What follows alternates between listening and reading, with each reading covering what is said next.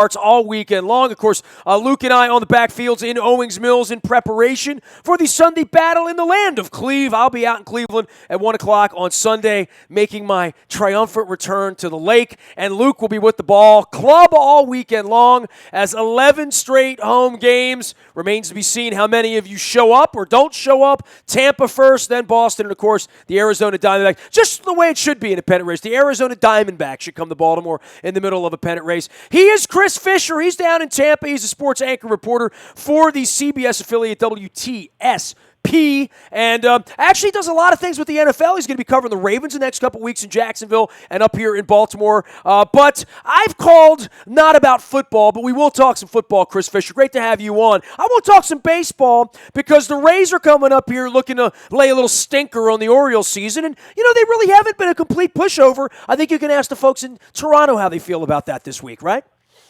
Boy, they've won, and thank you for having me on, but they have lit up Toronto this season. I mean, it's really been a thorn in the Blue Jays' side.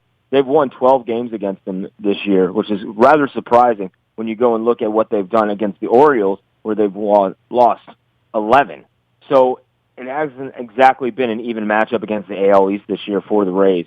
But I think that has more to speak with their pitching, which has been a struggle, and their defense. And if you look at the long ball that the Orioles have been able to provide this year, the Rays have given up quite a few of them. So it's going to be a fun series going on in Camden Yards, that's for sure. Well, the Toronto thing certainly puts a damper on them. And look, the whole year, first let me say this, full disclosure, I am the idiot who picked the Rays to win the division, okay? I bought into the pitching. I didn't think we'd be going into the weekend with Archer looking for his 19th loss. I thought it'd be more like his 19th win. I thought he'd be more like 18-8, not 8-18.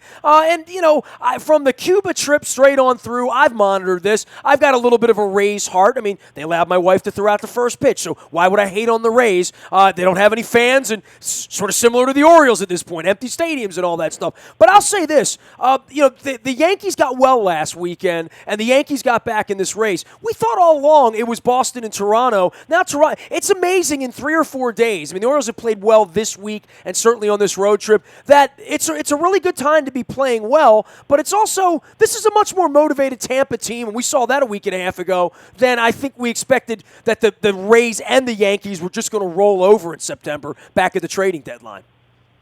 Well, something finally fell into place with that pitching staff that you fell in love with. You saw a lot of the starters go longer into games. They didn't have to rely on that Baltimore, which Kevin Cash, as a manager in his first 2 seasons there, has beat the living hell out of. So now that they're not as beat up, you're getting your starters longer into games, and the Rays are finally hitting again. They've been going up and down all season with the lineup as far as being able to hit. You're seeing more consistency at the plate and on the mound, and that's delivering a little more wins. So they're able to take on more of the spoiler mantra. They did have to fire their hitting coach, Derek Shelton, just last week. It really hasn't translated too well up until this current road trip where they beat up on the Blue Jays quite a bit. But here at home, those fans, like you were speaking about, they're not showing up because they got Jameis Winston on the other side of the bay right now impressing it with the Bucs. So the Rays they're out to play the role of spoiler, and I wouldn't think you're too far off with your prediction because a lot of people were backing the Rays early on in spring training with the pitching staff, with the additions of Pop. Steve Pearce, their only hitter that's over 300, well, he's now wearing a Baltimore uniform, as you know. So it was hard for them to see him go because he brought a little more consistency to the lineup when he was in because he was strictly a platoon player. But overall, this team is poised for a nice run next year if they can add some pieces to them. But this year, defense has just been terrible, and that is exactly what the Rays build themselves on and pride themselves on is pitching and defense. And we haven't seen it come to fruition this year. Big week for them, and the Tampa Rays come into town, and we'll see Jake Odorizzi on Sunday. And, of all the guys that sort of concern me, and that's going to be allegedly Bundy. We're not sure. Bundy might get moved back, and there might be the Vanimal. It could be anyone throwing on Sunday. But Odorizzi is going to throw for Tampa. Anytime you have to go out and face him and face Archer, I know Snell's been a little better as well. You're seeing quality pitchers when you see the Rays, and I think it's a warning call for what their offense did against Stroman and Estrada the other night. Well, I think you have to go with the adverse there, the converse there. Jake Odorizzi got ripped by the Orioles in his last outing. I mean, giving up 7 runs in 4 innings. Now, I did speak about the Rays starters going longer, but over this last week and a half, up until the Blue Jays series, they weren't able to get past the 4th inning. And you spoke to Blake Snell, 3 out of 4 outings. He hasn't been able to get past the 4th inning. Jake Odorizzi really needs to try to prove something in this Orioles game. He's a great number 3 to have in your rotation. He's got a lot of finesse, good stuff, but he does give up the long ball. He's the same problem Drew Smyly has in the Rays rotation. And then Matt Andriese is another one who has been inconsistent since coming back out of the bullpen, with Alex Cobb being inserted into that starting rotation. So the Rays have a lot of figuring out to do. Jim Hickey, the pitching coach, is a phenomenal pitching coach. He's had great success with David Price and Matt Moore over the years. But overall, this is a rotation that's going to find itself and find leadership. In fact, on the cover of the Tampa Bay Times just this week, it says Alex Cobb is now the leader of the pitching rotation, which Chris Archer was supposed to assert himself as. And we haven't seen that development, despite him being a phenomenal guy in the locker room. But, going into Baltimore with 18 losses, 2 shy of 20, that hasn't been done in years. It's a befuddling situation, not only for the Rays ownership, but for general manager Matt Silverman. It's really an enigma here in Tampa Bay, just as poorly as they've been this year. Against the Orioles, that's been a team that's had their goat this year. It's gotten their goat. So, well, we're going to find out how it goes this weekend. Hey, they're going to play a big role in this week. They got the Yankees all the middle of next week when we're playing the Red Sox. And then over the weekend, we're playing Arizona, and they're playing the Red Sox at home. And, it's fascinating. Just to look at the attendance when Tampa's involved, right? The home games are all 10, 11, 12,000. Then they go up to Yankee Stadium and play in front of 30,000 against a young team. Then they go to Toronto where it's bonkers up there, right? I mean, they literally fly into another country and fly into the middle of a pennant race and fly into full stadiums, and there must be something invigorating about that part of it, right? Oh, they love it. In fact, road trips is where they find themselves, according to management and Kevin Cash and Evan Longoria. They feel like baseball players when they do that, right? They feel like they feel better on the road. I wouldn't go that far. I mean, don't forget, dude, we get Kids Day down here where we get maybe 18, 20,000 in the summertime. It's a getaway game, and all the kids show up from the local parks. So that might be the biggest attendance they play in front of all year, and it's outside of opening day. By the way, I don't hate it. Let me tell you that, because I did 30 ballparks last year. I'm not a hater on the Dome. I mean, for what it is, no, I'm not a hater on it. I mean, I went to spring training down there for years and years at Al Lang back in the 90s, and before the Rays existed. I saw basketball games there and national championships. Look, I don't think it's the greatest place in the world to go, but it would not be a deterrent for me to go to a ball game. And as a matter of fact, in the middle of my tour last year, I was probably 10 days into the tour. It was hot as hell. It was June. It was hot as hell that day. I did a bunch of radio. I was in one of your buildings, quite frankly, doing radio down there. I stopped and saw Dumig and a whole bunch of other people that I know. Man, it was nice to go inside and cool off and watch a game. I mean, that's how I felt about it. I felt like, it's comfortable here. My wife wants to go out and pet the Rays, and the concessions are decent, and there's plenty of room available. We caught a foul ball, dude. I mean, it was, it was okay. Well, were you the only people in the section? Yes, yes, and it did hit our friend Sabrina in the head. Yes. Oh, that's unfortunate. It was a rebounder. It kind of came off the second deck. It's hard for people down here, especially the ones that grew up here, not the transient folks, but you can relate to this. It's like walking into an unfinished basement and playing a ball game. Okay, you have the cement blocks up. It has that finish, that look to it. It's 72 degrees in there, which is fine when it's feeling like 120 outside. But if you want to go sit inside your living room or in a basement for that regard, stay home. Look, I'm not saying they shouldn't build a retractable roof, but if you've been to that dump down in Miami, that place is a hellhole. That place is awful. I would far prefer to sit in St. Petersburg than to sit in that building they spent $1 billion on that looks like a circus. Well, you are, and as most Orioles fans are, they're spoiled because they set the bar very high for the rest of baseball when they built Camden Yards. It's a beautiful ballpark and still is 20 years later. But it doesn't rain every day here, you know what I mean? I understand that, and I get the whole point of having a dome. Retractable roof was nothing new, to be honest with you, back in 1988 when they built what was then the Florida Suncoast Dome. And now, as the Trop, it's unideal. It's hurting players because Kevin Kiermaier, his toe has been bothering him all season, and he's a Platinum Glove Award winner. Evan Longoria can't continue to play third base, on that turf. It's going to hurt him. One day, eventually, they're going to have to move him to first base. So it's messing with players' longevities and players' careers. Looking up in that ceiling and trying to find a fly ball is a home field advantage, but it's not that big of a home field advantage. It's one of the two, and you've been to all 30, so you can attest for this or understand where I'm coming from. But from all the ballparks I've been to, it's the worst. I've yet to be out to the O.Co. or whatever they call it now in Oakland. I love that dump, too, by the way. I always tell people, well, it's a lot like Memorial Stadium, so it's still dumpy and circular. And it's literally, I'm not being funny here, it smells like Memorial Stadium. And that's a strange sentiment. I mean, like, let's say your grandma baked something and she's been dead 30 years and you haven't smelled that in 30 years. Sure. When you go into that stadium, it smells like Memorial Stadium. And that wouldn't mean anything to anybody that never was there, but to me, it has some romance. That's all I'm going to say. Yeah, I can understand that.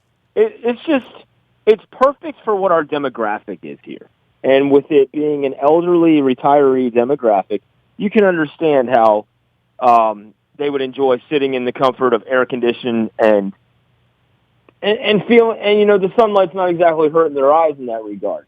But it's just not overall. I know people hate it. I get it. That's why they don't go. But it would not deter me from going if I lived there and I loved baseball. And certainly there's been some good baseball there. I mean, you had a genius in the dugout for a long time. And I would think that, after that breakup, and it didn't go all that well, right? They never really won. They won, but they didn't win. And, on top of all that, the fans never really sort of bought. I mean, I find it fascinating when I'm in Tampa that it feels like a hockey town. I mean, to me, you never could have told me that. And I'm a hockey guy, big-time hockey guy, 25 years ago, that, like, Tampa would be the center of hockey in Florida. The Bolts are a big deal down there, right?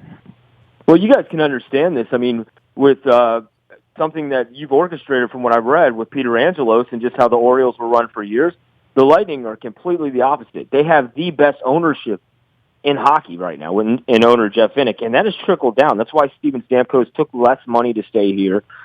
He's a superstar in the NHL. If he was in Toronto, he'd be mobbed everywhere he goes. In Toronto, he's just Steven Stamkos. He's the guy next door here. So these guys come down here.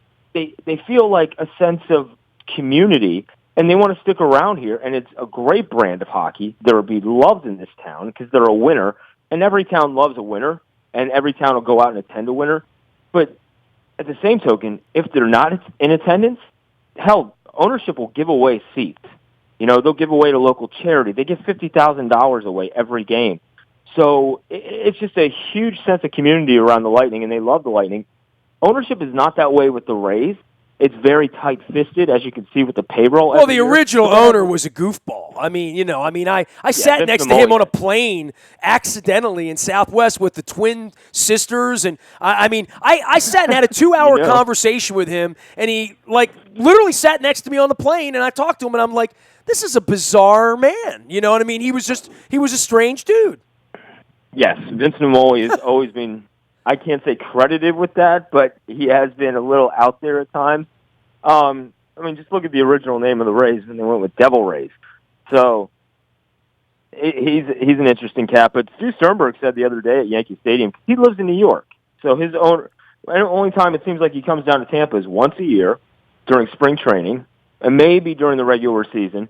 But he attends the games at Yankee Stadium, and that's the only time we ever hear from him on how the club is doing and what his thoughts are. And last 2 years, he's taken the payroll down. Now, they've gotten some pieces who have potential, and Brad Miller and Logan Morrison. Logan Morrison's a guy who fares well against the Orioles. But those guys haven't put them over the top like they did back in 2008, the Eric Hinskys and guys of that regard. So when they're nickel and diamond players just to try to get one good season out of them and make a run, it's very difficult to do that because in team sports, you need to build up chemistry and consistency within that clubhouse or locker room to be able to put a winning product out on that field. And the Rays have not been able to do that. He is Chris Fisher, doing all things sports in Tampa. Chris Fisher, that's FISCHER07, Emmy Award-winning sports anchor reporter for the CBS affiliate down in Tampa, WTSP. And, of course, the Rays in here looking to wreck the Ravens season, or the Orioles season, I should say. Speaking of the Ravens, though, you do sideline reporting at CBS. You're going to be doing the Jacksonville game next week. We will be down in Jacksonville. Interesting to see what that team's going to look like. And Oakland's going to be here. I picked Jacksonville and Oakland to be the two surprise teams in the NFL, and certainly in the AFC this year to compete with the Ravens. We're going to see both of them next couple weeks, and so are you. Yeah, and it's funny because great minds think alike. I really like Jacksonville. I think they are a great young and up-and-coming team. I like the pieces they put together on the defensive side of the ball.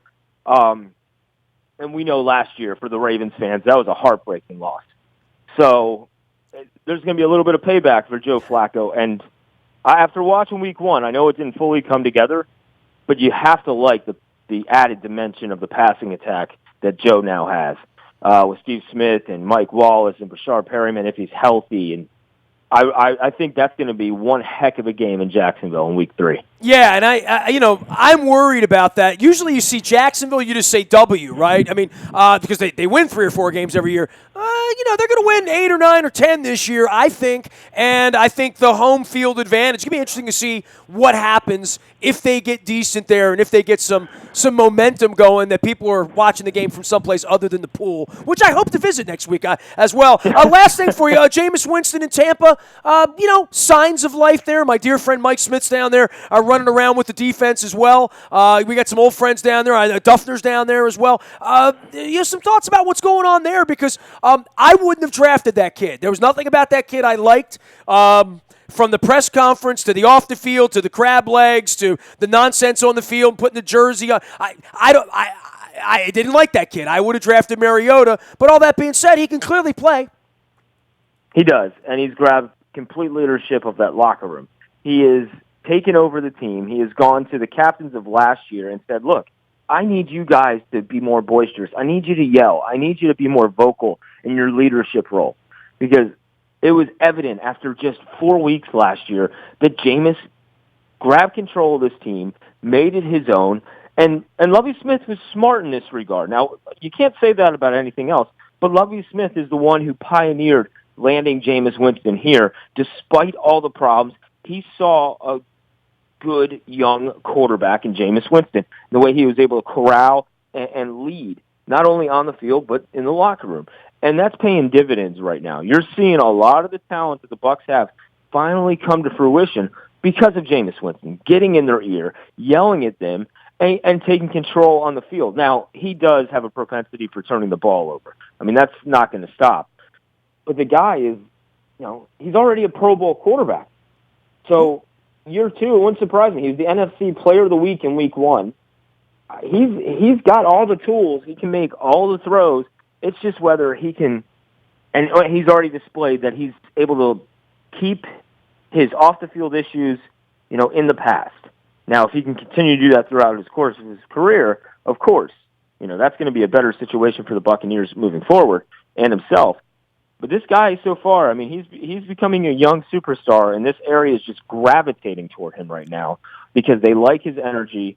They like seeing a winner on the field for once. It's the first time Tampa Bay has won its first game of the season since 2012. First time had a winning record since 2012. First time they've, won the first game of the season since, I think, 2007. So it's been a while. Well, and this week Arizona's one of the teams this week, like Carolina and some other teams that lost last week, where, 0-2 would really be a mess for them. You're going into a hen house there for sure.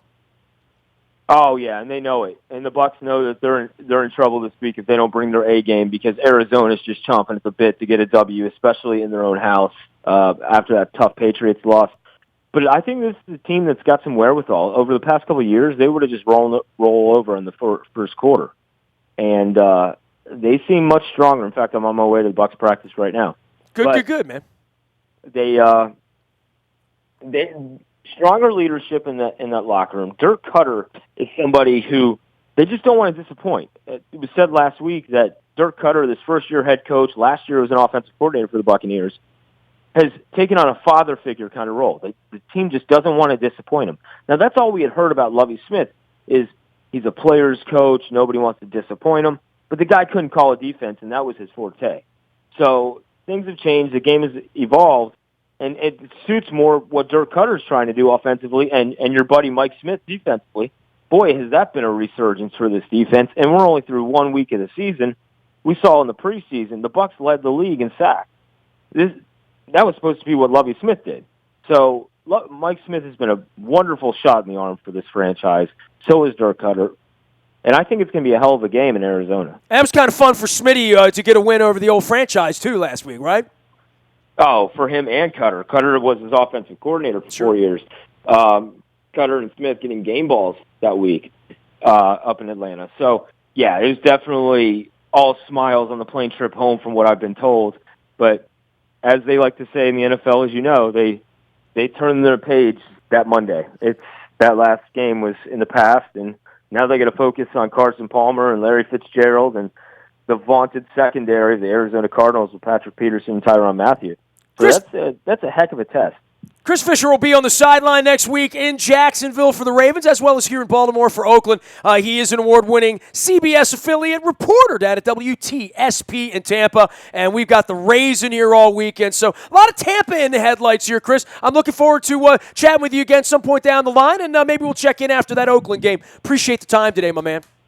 Hey, thanks for having me on. Appreciate it. He is Chris Fisher. That's FISCHER07 out on Twitter, and you can follow his journey there as well as at ChristopherFisher.net and at WTSP in Tampa. You can find me out in the Bio Toyota Audio Vault 24 hours a day from anywhere in the world on your mobile device by downloading the TuneIn radio app. We come in crystal clear, no static at all, just like Steely Dan, like FM and all that good stuff. Morning newspaper comes to your email inbox at 7 a.m., and that is powered up by Planet Fitness and PlanetFitness.com. Still $10 a month to get in the best shape of your life there. Last but never least, the breaking news always happens first on the WNST text service. You get that text sent to you anytime, anywhere. You'll get the breaking news first, and you'll be the smartest Baltimore sports fan in your community. It's all brought to you by Coons Ford of Security Boulevard. Dennis will be driving you home this Thursday, next Thursday, and every Thursday from 3 until 5. It is the SSV on WNST. Eric Weddle will join us on Tuesday night, swabbing for the Bone Marrow Registry at Adams Jeep in Aberdeen. Get there early. Show starts at 7:30. Going to be a big night up in Harford County with our new safety and a fantastic guy, good human being, good person. Looking forward to spending time with him and his beard out on Twitter as well. Eric Weddle with us on Tuesday night. Nasty at WNST.net reaches me. Praise, criticism. I prefer the praise, but I take the criticism. Comes with the business after 25 years of doing this.